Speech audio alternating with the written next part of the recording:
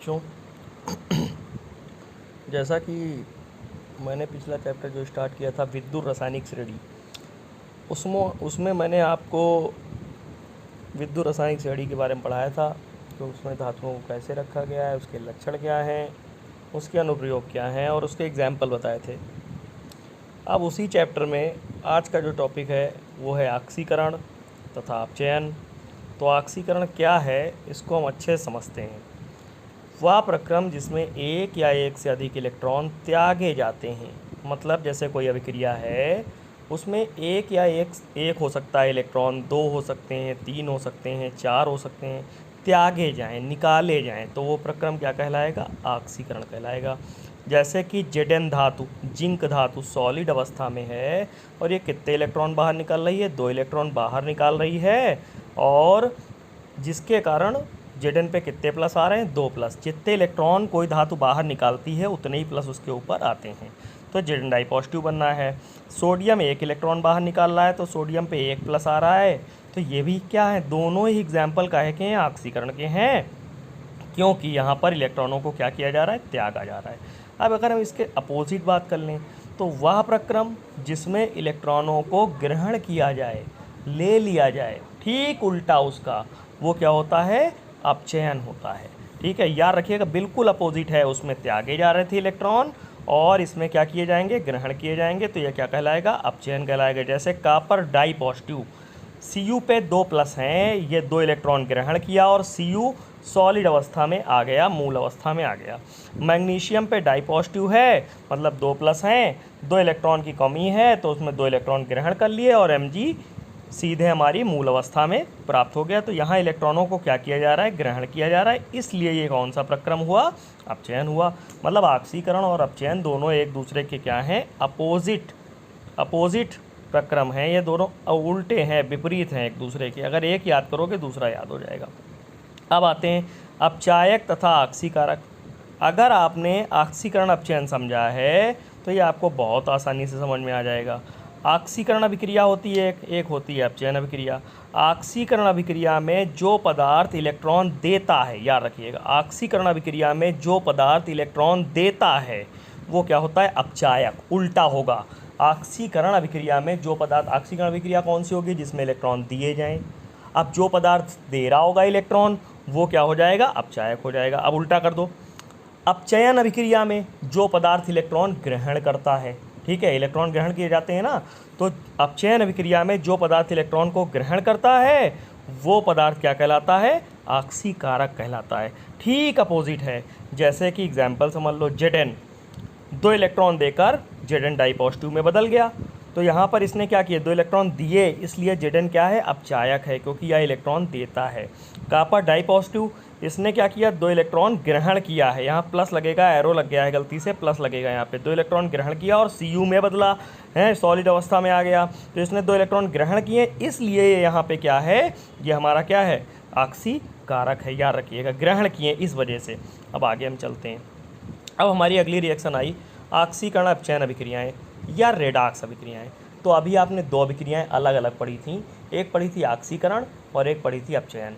अब ये दोनों अगर एक ही अभिक्रिया में दोनों प्रक्रम होने लगे, ऑक्सीकरण भी होने लगे, मतलब इलेक्ट्रॉन निकाले जाए भी और इलेक्ट्रॉन ग्रहण भी किए जाएं, तो कुछ पदार्थ इलेक्ट्रॉन को ग्रहण करेंगे एक अभिक्रिया में, कुछ पदार्थ इलेक्ट्रॉन को क्या करेंगे? त्यागेंगे। तो दोनों प्रक्रम अगर एक साथ होते हैं किसी अभिक्रिया में तो वो अभिक्रिया क्या कहलाती है? ऑक्सीकरण अपचयन अभिक्रिया या फिर रेडॉक्स अभिक्रिया। जैसे कि नीचे दी गई अभिक्रिया में देखिए, Cu डाई पॉजिटिव 2 इलेक्ट्रॉन ग्रहण कर रहा है और Cu सॉलिड अवस्था में आ रहा है। Zn 2 इलेक्ट्रॉन निकाल रहा है और जिंक डाई पॉजिटिव में बदल रहा है, तो एक जगह इलेक्ट्रॉन ग्रहण किए जा रहे हैं, दूसरी जगह क्या किए जा रहे हैं? त्यागे जा रहे हैं। इसलिए यहाँ क्या है? ऑक्सीकरण भी हो रहा है और अपचयन भी हो रहा है, इसलिए इसको हम रेडॉक्स अभिक्रिया कहते हैं। मतलब रेडॉक्स अभिक्रियाओं में इलेक्ट्रॉनों का क्या होता है? आदान प्रदान होता है। और रेडॉक्स अभिक्रियाओं को हम 2 अभिक्रियाओं में बांट भी सकते हैं, ऑक्सीकरण अलग कर सकते हैं और अपचयन अलग कर सकते हैं, ये भी इसकी खास बात होती है। अब आते हैं वैद्युत अपघट्य पे। तो वे पदार्थ जो गलित अवस्था में, ठीक है, या विलयन में विद्युत का धारा का क्या करें? संचालन करें। मतलब अगर उन पदार्थों को गलित अवस्था में रखा जाए या फिर विलयन अवस्था में हो तो उसमें क्या प्रवाहित हो जाए? करंट। अगर करंट उनमें प्रवाहित हो रही है तो वो सब क्या है, विद्युत अपघट्य हैं। और यह प्रक्रम क्या कहलाता है, विद्युत अपघटन कहलाता है, क्योंकि वो विद्युत धारा प्रवाहित करने पर विद्युत के प्रभाव से धनायन और ऋणायन में टूट जाते हैं, इसलिए इस प्रक्रम को क्या कहते हैं, विद्युत अपघटन कहते हैं। और जो पदार्थ टूट रहा होता है उसे हम क्या कहते हैं, विद्युत अपघट्य कहते हैं। याद रखिएगा, बहुत आसान है, बिल्कुल भी कठिन नहीं है। अब इसमें भी दो अभिक्रियाएं होती हैं, एक आक्सीकरण और एक अपचयन। एनोड पर होता है आक्सीकरण और कैथोड पर होता है अपचयन। याद रखिएगा, एनोड पर क्या होता है, आक्सीकरण, और कैथोड पर क्या होता है, अपचयन होता है।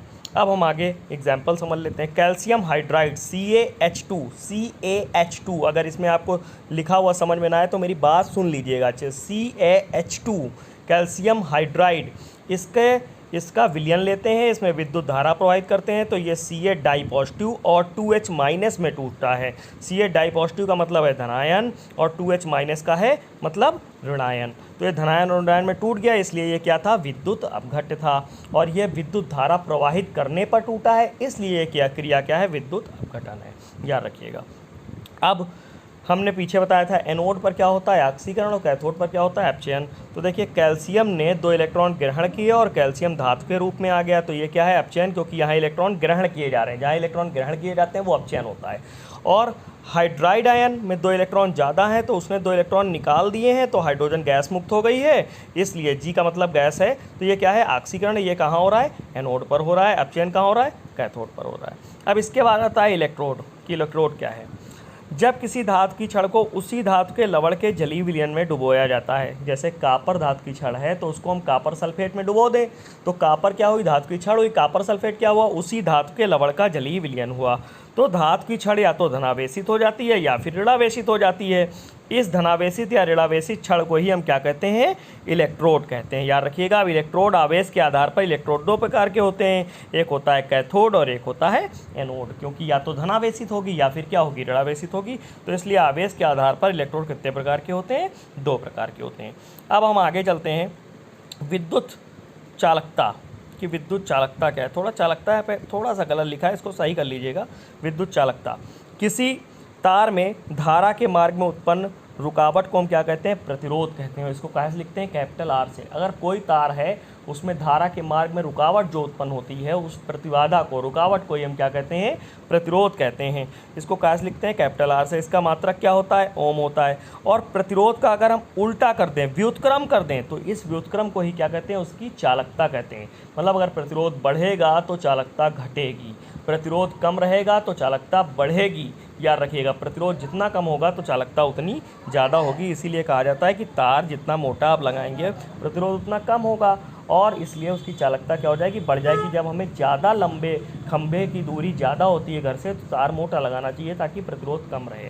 याद रखिएगा। तो C बराबर होता है 1/R। R क्या है, प्रतिरोध है, C क्या है, चालकता है हमारी। इसका मात्रक प्रतिरोध का उल्टा, प्रतिरोध का ओम था, इसका ओम इनवर्स हो जाएगा, या इसको मोह भी कहते हैं। तो वीडियो को आप कई बार देखिएगा, आपको समझ में आएगा। नोट्स भी बना लीजिए। अगर कोई दिक्कत होती है तो मुझसे कॉन्टेक्ट करके आप पूछ भी सकते हैं।